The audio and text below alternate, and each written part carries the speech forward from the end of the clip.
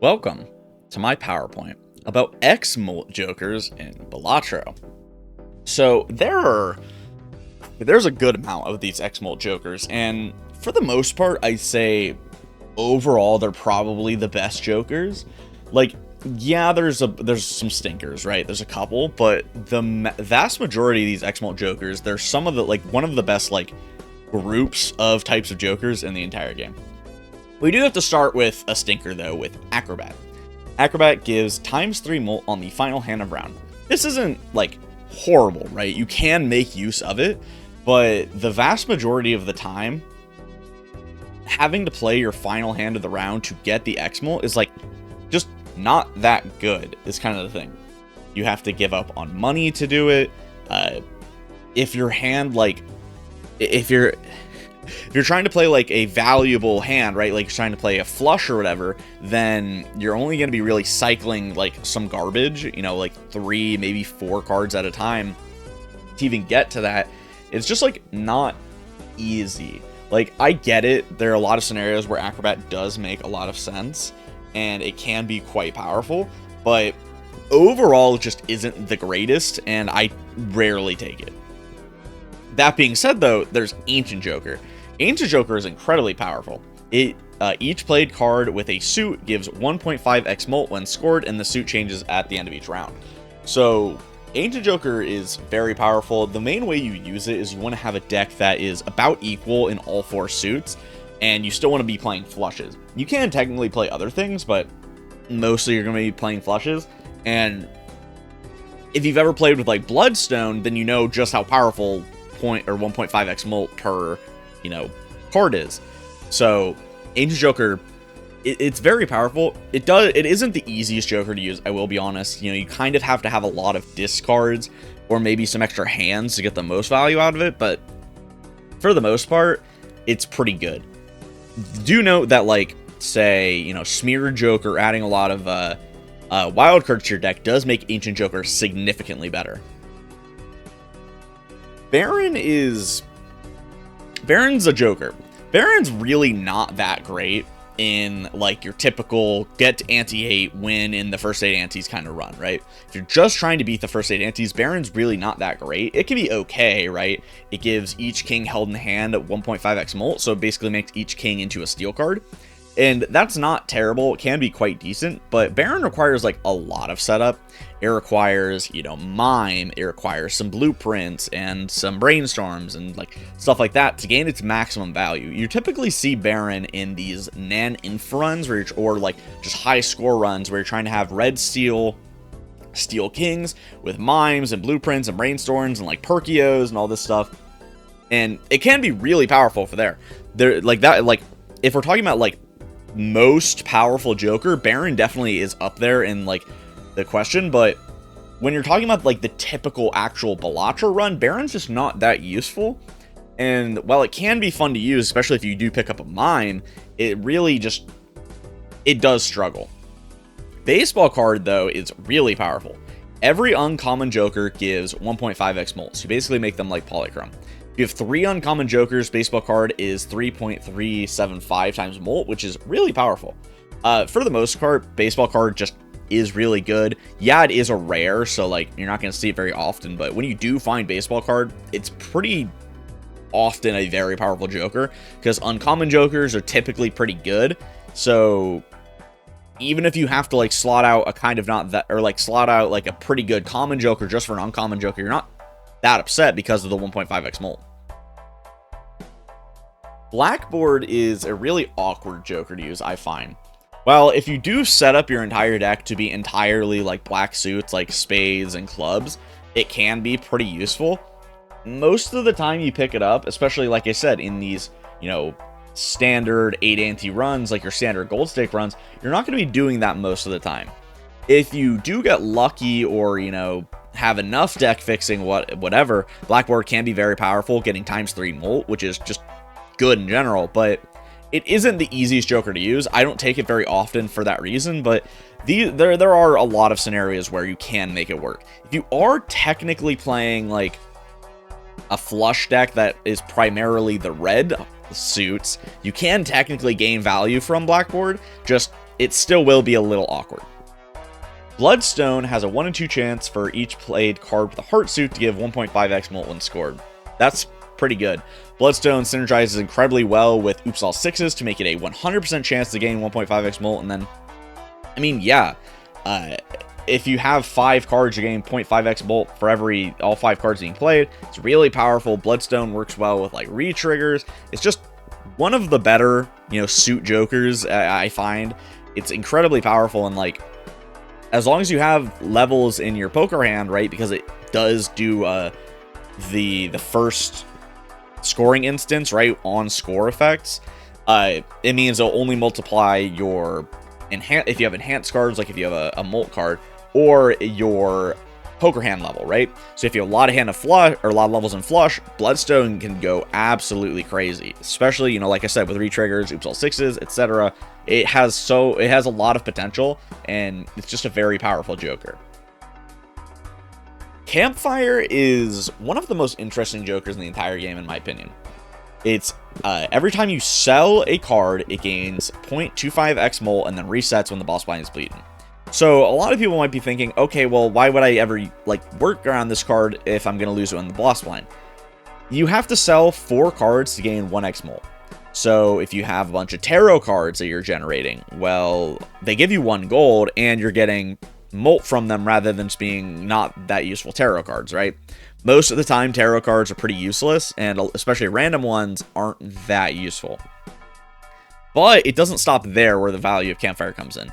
When you're playing in higher stakes, especially gold stake, you will see rental jokers. Rental jokers cost 1 gold to buy in the shop and sell for 1 gold, which means that every rental joker is free Molt for the Campfire. You really only need to get Campfire up to 2.5, 3 times XMult for it to do anything. And if you have a good enough build for Campfire, you can pretty reasonably get it to 5, 6, 7 times Molt. And if you're doing that, well, who cares if it resets, right? If you're able to constantly get it to be active, it just is a very powerful joker in general. Do be careful with Campfire, right? It's not the greatest to take in the early game, because, well, you don't want to be selling things because you really don't have much in the first place. Cameo is very interesting. It is a legendary joker, which means for the most part it is very powerful. Cameo gains ×1 Molt when a face card is destroyed. You have 12 face cards in your base deck, so Cameo can just gain 12 Molt if that's all you're doing. You don't add any face cards, and you just destroy all the base ones in your deck, and that's actually quite powerful. Typically, though, you probably will be adding more face cards, and when you're adding more face cards, Cameo can really scale and do some crazy things. It is a legendary joker, so you're not going to get it very often, and it probably requires the second most amount of setup aside from Perkio to do anything, but if you do get it to work, it's pretty powerful. It can work with basically anything but face card builds, and it's just good. No real ifs, ands, or buts about it. Just a solid joker. Card Sharp is weird. I kind of feel like Card Sharp is almost a direct upgrade to Acrobat. And while technically with Acrobat, you're probably saving a big hand, like a flush or whatever, till the end of the round to play it. Card Sharp, it's best if you're playing, if you have, I guess, 5 of a kind would be the easiest, to do. But typically you're going to be playing pairs or high card with it, and then Card Sharp gains a lot of value there. It's just solid. Card Sharp, it's not the greatest joker. It has a lot of scenarios where you don't want to use it, especially if you are playing straights or flushes. But if you're playing, your high cards or pairs or even 2 pair, you can pretty much realistically count on Card Sharp as being a ×3 Molt. It does have the problem of, hey, requiring you to spend money effectively to use it because you have to play 2 hands to gain value of it, but that's less than the amount that you would put on Acrobat. I don't think it's the greatest joker, but if Acrobat is the baseline of what is good compared to that, Card Sharp is kind of just better. Cavendish is a fan favorite for a reason. He gives ×3 Molt, and then it has a 1 in 1,000 chance to destroy the card at the end of the round. It's not complicated. It is super flexible. It fits in basically any build except for one you're using Oops All Sixes, and even if you have Oops All Sixes, it just becomes a 2 in 1,000 or 1 in 500 chance, which is still not that high. You're not likely to actually see a Cavendish like die on you, and if you do, it's funny. Personally, if Cavendish dies on me, I'm just like, you know what, I deserved it. It's a funny run. Never really that upset if it gets destroyed, but I mean, Gros Michel is already one of the better common jokers.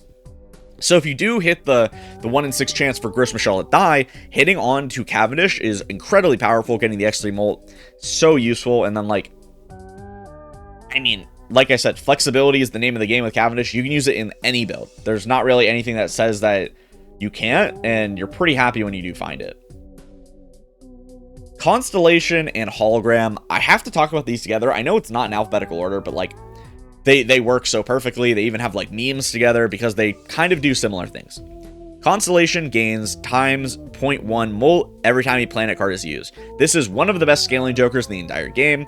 It prioritizes like planets, which are powerful. You want to get as many planets as possible, so you want to buy things like the Planet Merchant, or I guess you could have the Astronomer Joker, but that one's not that good, so whatever, to get as many planet cards as possible. You have blue seals and things like that to really scale Constellation. It just gets out of hand. Yeah, it doesn't scale as hard as Hologram, but because you're getting so many planet cards and stuff, you can get you're prioritizing planets more than anything else. You're just going to get a lot of extra levels in poker hands that you might be playing to kind of help you win. And sometimes you just get levels in a poker hand, you're like, oh hey, I just have like 1,000,000 levels in high card, and it actually helps you win. Hologram though, oh my lord, Hologram is one of the most powerful jokers in the entire game. This joker gains times 0.25 XMult every time a player card or playing card is added to your deck. This works with DNA. This works with Marble Joker. This works with the Certificate. This works with just adding cards to your deck through the shop. There's so many different ways to add new cards to your deck, and Hologram scales incredibly hard. Like, if you add 5 cards to your deck, that's 2.5 X Molt from Hologram. That's really powerful. Yes, Hologram is a little harder to use than something like Constellation because it you're kind of filling your deck with garbage. If you are but I mean, to be fair, if you are playing like with DNA though, that's not really the case, right? If you're only adding one specific card to your deck, then Hologram doesn't really have any downside, and it just scales for free. It's really powerful joker, and like a lot of the time you're happy to see a Hologram. Like so many times you're very happy to see it. It does take a little while to get going. That's how most of the scaling jokers work, but it doesn't take that long, and it does scale like crazy. Then we have Driver's License. Driver's License gives times 3 molt if you have at least 16 enhanced cards in your full deck. That's like not that hard. It really isn't very hard. A lot of the time when you see Driver's License, you kind of pick it up like speculatively. You're like, oh, I only have like 5 enhanced cards in my deck. I might as well pick up the Driver's License and then just try and hit more enhanced cards because, hey, it's times 3 molt. We've talked about how powerful times 3 molt is, and like everyone can kind of understand that times 3 molt is kind of like the base level for a lot of these like somewhat conditional molt jokers. So getting times 3 molt, really like easy condition that you want to be doing. You want to be adding more enhanced cards to your deck, so you're just pretty happy with Driver's License. Very solid, and like realistically you're going to hit 16 enhanced cards at some point. Just good. It's just a good joker. And then there's Flower Pot. Flower Pot gains times 3 molt if poker hand contains a diamond, club, heart, and spade. This is incredibly hard to use. You're more likely to get this to actually do something if your deck is just full of a bunch of wild cards than actually trying to hit them together. You're not doing this. It's like one of the hardest jokers in the entire game to use. It's not very strong even when you do use it. Yeah, times 3 molt is good, but this condition is way harder than a times 3 molt condition, in my opinion. So yeah, it's definitely a joker of all time. Not very good. I don't take Flower Pot ever. It's just not great. Then we have Glass Joker. Glass Joker is fun, actually. Glass Joker gains 0.75 X molt every time a glass card is destroyed. I mentioned this before, if you have a lot of ways to generate tarot cards, you're like, a lot of the tarot cards aren't very good. Typically, the glass tarot card isn't going to be doing that much for you, but like, if you are running a build where, hey, I'm going to use glass cards because I need them to score. Hey, wait a minute, I found glass Joker, I'm using these glass cards because I need them to score. Every time they break, I get a good amount of XMult. It's not, like, it's the highest, I think, increase in XMult on any Joker, especially a scaling Joker, in the game. And yeah, it's not like the biggest the most consistent increase, but when you do get it, it's pretty big and you're very happy. It also just makes it not feel as bad to use glass cards because, like, if they break, yeah, you got the scaling. And then you have Hit the Road. Hit the Road's one of the weirdest Jokers I've found. When I take it, it's really hard to get value out of, right? Yeah, you'll probably gain like 1.5x molt from it on average, I've found, until you start like a lot of deck fixing. And then if you do some deck fixing, it can be quite good, right? If you have 2 discards, you know, the base amount of discards that you have, but you have a deck full of jacks, you can get 5x discard off of it, or 5x molt off it, sorry. I've had a run where I played erratic deck and I hit jacks and I hit the road. I got up to 4 discards and I got times 10x molt from Hit the Road. That can be pretty insane. I will not lie. Consistently, is that going to happen? No, but it's not the worst Joker, and a lot of people should really reconsider it when they are talking about their Jokers, because like when it does work, it is pretty decent. Joker Stencil is one of the most powerful early game XMult options. It gains times X1 molt for each empty Joker slot, the Joker Stencil is included. So a lot of the time in the early game, you'll just have like 1, maybe 2 flat molt Joker, and then you have a Joker Stencil to gain like times 3 molt or times 2 molt, right? And that's just solid. Doesn't have a very hard condition, doesn't like require you to really do much of anything. It's just pretty okay. Joker Stencil, it's not great in the late game, right? Because you don't want to be giving up your slots for, well, X1 molt. But in this early game where you don't have a lot of money, you don't have a lot of Jokers, it's definitely just really solid. On the flip side, there's Loyalty Card. Loyalty Card gives X4 molt every 6 hands played. This is incredibly inconsistent, and like, yikes, to say the least. The best use case scenario of Loyalty Card is that you effectively treat it like a Acrobat, and you have 6 hands. So you play all 6 hands, and then you get Loyalty Card to get work guaranteed, and then you get times 4 molt instead of times 3 like an Acrobat. It's not good by any means. Loyalty Card is like pretty well known to be one of the weaker Jokers. I mean, I feel like if it was even like every 4 hands, it would just be better, right? But every 6 hands is a lot, and it's really, really hard to use. Lucky Cat is actually awesome. It's one of the best Jokers in the entire game when it comes to like re-triggers, right? Because it's one of the few Jokers that actively has an effect when you hit a re-trigger that matters. Lucky cards, you know, they have the 1 in 5 chance of adding plus 20 molt, and then they have a 1 in 20 chance of giving $20, or is it 1 in 15? I think it's 1 in 15. So that means is every time you trigger it, that's a new chance, right? So like Hanging Chad works really well with Lucky Cat. Lucky Cat is, it gains 0.25x molt every time a Lucky card successfully triggers. So Lucky Cat is just really powerful with like Photo Chad builds or street triggers in general, and just solid. I mean, like, not many other Jokers have any benefit from when a retrigger goes off. And like, yeah, you have your Photo Chad hanging, or Photograph Hanging Chad, but like, it does work. It works pretty well. You can get Lucky Cat up to like 7, 8x molt throughout a game pretty consistently, and when it does get that high, it's pretty awesome. If you do run Oops All Sixes with it, ooh, that can go crazy. Madness is an incredibly powerful Joker when picked up early. When the small or big blind is selective, gain 0.5x molt and destroy a random Joker. The way that it is worded means that you don't have to destroy a Joker for Madness to scale. Which means that if you hit black, stake, and higher, you have Eternal Jokers. Eternal Jokers cannot be destroyed. So if you get Madness early, you can scale it up pretty high. Madness scales pretty well. It scales 1x every full ante. So you can get it to like 5, 6 pretty consistently, and that's a lot of molt. Then you only pick like eternal jokers, or jokers you don't really mind if get destroyed.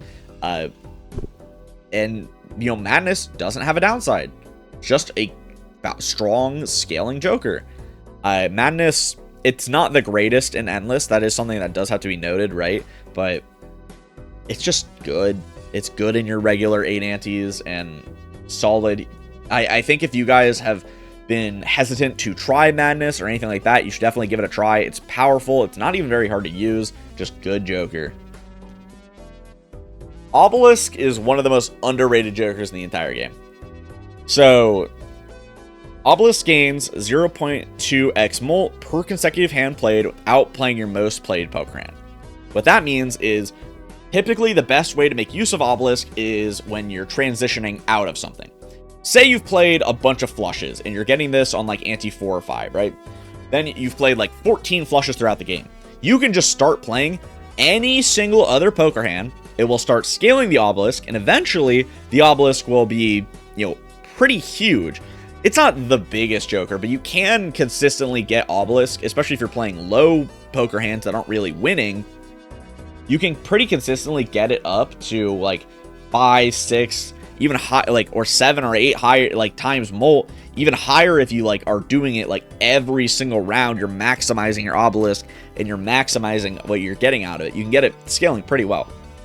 A lot of the time though, if you do find Obelisk, especially in the early game, the best way to kind of use it, I found, is to just play like as many high cards as possible. I had a run, it's even on my YouTube channel, where I pick up Obelisk. It's like on a whatever, and I just play up to, I play like 25 high cards, and then I just play anything else for the rest of the game. It does not matter what I play, as long as I don't play high card. The Obelisk is scaling, and it just did incredibly well. It won the game. It was great. Photograph is one half of the notorious Photo Chad combo. Hanging Chad, of course, it is the first played card, re-triggers twice. So Photograph plus Hanging Chad makes it so it will trigger, or times 2 your face card 3 times, or times 8 molt. This is of course a on score effect, so it's only going to multiply your enhanced cards or your poker hand, right? So if you have to have a high levels of poker hand, but it's still incredibly powerful. One of the best combos in the entire game. Anyone that has played a lot of Balatro knows about Photo Chad. Anyone that has played little Balatro knows about Photo Chad. It's just incredibly powerful, and like, there's an argument to be made that like Photo Chad in general is like so powerful. These are like a top 5 jokers in the entire game because they're so powerful. But like, Photograph's insane. Any extra retrigger also does really well with Photograph. So if you have Sock and Buskin, that will go crazy. If you have like Paradolia plus Hack, I've done that before with Photograph, that can go crazy. It's really, really fun to use, and like, it's just, there's a reason that Photo Chad is so popular. It's fun to use, and it's really powerful. Ramen. So Ramen is incredibly unreliable and really can't be used for the long term. It is times 2 molt, and then you lose 0.01 x molt per card discarded. So yeah, it takes a little while before the Ramen does start to become bad. Like about 1.75x is when the Ramen really does start to be bad, but it's just not that good in the first place, right? Like, you can compare it to even the next joker I'm going to be talking about, Seeing Double, which is times 2 molt if played hand has a scoring club card and a scoring card of any other suit. Seeing Double is already not that good of a joker, right? So having a harder condition and it getting worse when you do that, Ramen is quite terrible. I don't take it almost ever, and like, unless with Burglar or something, I'm never taking Ramen. Seeing Double, in the similar sense, it's not very good for what it gives you, and like, it isn't that easy to use. A lot of the time you're using Seeing Double with like wild cards, or you're just like getting lucky and getting a club to your hand with another suit, but like, you can't consistently do that, especially because, well, counterintuitively, you don't want to add more clubs to your deck, because that means it's harder to get other suits to make use out of this. So it's just awkward and not very good. I think that like both of these jokers could use some pretty significant buffs if we do ever see a buff patch, but I don't know. Steel Joker is just a good, solid, effective Joker. It gives 0.2 XMult for each steel card in your full deck. You have 10 steel cards, that's 2 times Molt. Your steel cards are already pretty powerful. You know, if you have a steel card in hand, you gain 1.5 XMult to your hand. That's just good. Steel Joker can amplify that as well, adding even more Molt. You have a lot of steel cards. It can go pretty crazy. The most I've ever gotten out of Steel Joker is about 3.4 X Molt, I think. It's not the greatest Joker. Like, it is quite difficult to add that many steel cards to your deck, but like when you have it, you're not that upset. Typically, you know, by the time you get this, you'll have a couple steel cards in your deck anyway. So it's like, okay, I'm not gonna scoff at this Joker. The duo works like pretty well as a low-level XMult Joker, like ×2. Its condition is significantly easier than Ramen or sorry, the downside of Ramen, or like seeing double, like I talked about before. But like, it's not that good. Multi-card hands, like, you know, your 3 of a kind, 4 of a kind, 5 of a kind, all do work with duo. 2-pair and full house also work with duo. You can use flushes with duo technically, so it has a lot of flexibility, but like, not the greatest Joker. It's definitely not the greatest rare Joker. As a rare Joker, it's pretty bad even, I do have to admit, but you're not that upset when you see it, because like, hey, ×2 Molt, not the hardest to get. The family, actually, on the flip side of the duo, it's the highest one, right? It's, you gain ×4 Molt if played hand contains a 4 of a kind. That means if you play like a 5 of a kind, or, you know, a flush 5 or whatever, then the family goes pretty crazy for ×4 Molt. It does take a while to get there, right? You do have to set up your deck pretty consistently to get 4 of a kind, 5 of a kind, flush 5, etc. consistently. But if you do that, yeah, I mean, the family's pretty strong. Like, it's much stronger than like the duo can be, and like the ceiling of it is just higher. It's just pretty decent overall. I think like the X like rare Jokers, these ones that like do all the Molt, I have a slide like about them later, but I think for the most part they're okay. They're not that great, but they're pretty situational. The Idol is the best Joker in the entire game with full dex fixing. There's not really a hot take about it. So the Idol does each played rank of suit gives X2 Molt when scored. Card changes every round. What that means is that, like, say it's every 2 of hearts, every 10 of spades, every 3 of clubs, right? But when you deck fix and you lower and you make your entire deck all 1 card, the Idol only sees cards that are in your deck. So if your entire deck is 2 of hearts, then the Idol will always trigger every single time on the same card. That's pretty good. It works incredibly well with 5 of a kind builds because it's ×2 to the 5th, right? ×2, or ×2, ×2, ×2, ×2, ×2, etc. So you can get a lot of scoring that way. It's just really, really powerful Joker. It takes a lot of setup, it really does, but when you get to that point, you're pretty happy that you do have the Idol. Works well with re-triggers, just good Joker. Okay, the Order, the Tribe, and the Trio are the last 3 of the rare cards. You know, the Order is X3 Molt if played hand contains a straight, the Tribe is X2 Molt if played hand contains a flush, and the Trio is X3 Molt if played hand contains 3 of a kind. I decided I was going to do these 3 together, just to really push them together, because they are incredibly similar. I mean, all of these Jokers, right, they are like situational. They have one exact poker hand they work with. I mean, technically, like the Trio, the Tribe, you know, the other ones can do some other stuff with some other, you know, like hands, but they do fit one kind of hand. They basically just don't work if you're trying to play a different kind of poker hand, so they're pretty situational. They are fine. They're not weak by any means, but they're not really that flashy or interesting as well. And for rare cards, I definitely don't like them. If I get like a random rare or whatever from skipping, I'd much rather have a different rare than almost all of these cards, but I can't say they're terrible. It just wouldn't be fair to say. A card I can say is terrible is Throwback. Throwback is one of the worst Jokers in the entire game. You gain 0.25 XMult for each blind skip this run. Madness gives you 0.5 XMult every time you select a blind. So, yeah. Yeah, Madness does destroy cards, blah, blah, blah, but like Throwback, skipping is a worse downside than destroying a Joker, in my opinion. Skipping means you don't get money, you don't get a shop, you don't get like any of your effects that are trying to If you're trying to like scale through jokers in the game or get money, you can't get any of that because you're skipping. It's just terrible. I never skip. Don't skip, guys, unless you have like a specific reason to skip. It's just not worth it. Bad joker. Bad joker. Don't take it. Like, actively don't. I'm trying to be a little less opinionated in these videos, but like, throwback is actively bad. Do not take it. I'm serious. AAA. Played kings and queens give 2x mult when scored. This is similar to like Idol or Bloodstone or Ancient Joker, etc., but it works on kings and queens. So it's just solid. You can run it in like photo Chad builds. It does really well there because it just makes it so you effectively have another photograph. It's just really powerful. It's good in 5 of a kind builds with like full kings and queens. Just very good legendary joker. It takes some of the least setup of any of the legendary jokers because it's just kings and queens, which you're gonna have in your deck, so it's pretty easy to do. I mean, AAA is just very powerful. No one can really say otherwise. Just good, solid legendary joker. Then last, but very certainly not least, we have Vampire and Yorick. Vampire gains 0.01x mult per enhanced card played and removes the enhancement.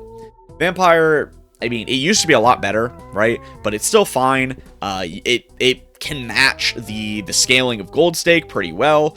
That's a big important thing of a lot of scaling jokers is, do they match the scaling of Gold Stake? For the most part, they do. Vampire is definitely the worst of like most scaling jokers, I do have to say. You kind of require Midas Mask to make Vampire do anything. But then, I mean, you'll gain 0.5x mult every time you play a hand if you play Midas Mask, as long as you're playing all face cards.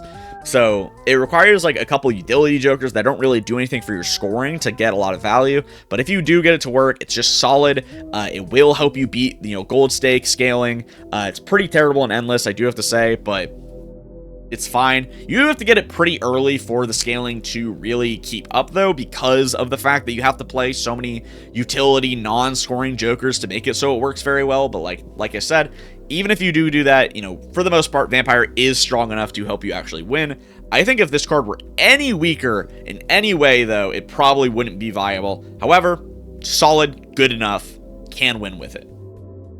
Then there's Yorick. Yorick, it's a legendary joker, and it's powerful, of course. Gains ×1 mult every time you discard 23 cards. But I do have to say that as a scaling joker, Yorick is one of the slowest to start in the entire game. Yeah, once you get it going, it gains, it's pretty good, right? Or if you have a lot of discards, it can be pretty powerful. But when you first get Yorick, it takes a full 23 discards to do anything, right? And every other scaling joker in the entire game, their first amount of XMult they gain, it might be smaller than Yorick's, right? Like say Vampire only 0.1x, but it can get it right away the first hand you play with it. So you do have to be careful that Yorick does take setup to really get anywhere. Once you do that, though, I mean, Yorick's just really powerful, right? If you have 5 discards, you can gain X1 mult every single round. You can gain 3x mult for Yorick per ante, right? That's pretty good. It's actually really good. Yorick, very, very good legendary joker. In my opinion, he's my favorite for sure, and I think he's the best legendary joker, but that's just me. Anyway, that is going to be it for me. If you guys enjoyed, make sure to like, comment, and subscribe. Tell me things down below. I think that when it comes to XMult, I said this at the beginning of the video, I think that XMult jokers are the best grouping of jokers in Balatro for the most part. Yeah, there's a couple of stinkers that aren't that good, but for the most part, they're all really powerful. They're some of the best cards in their slot, or jokers in their slot in the entire game. There's so many of them that are it's just really good. Almost all of them are really good. Even the ones that are not that great are still pretty good.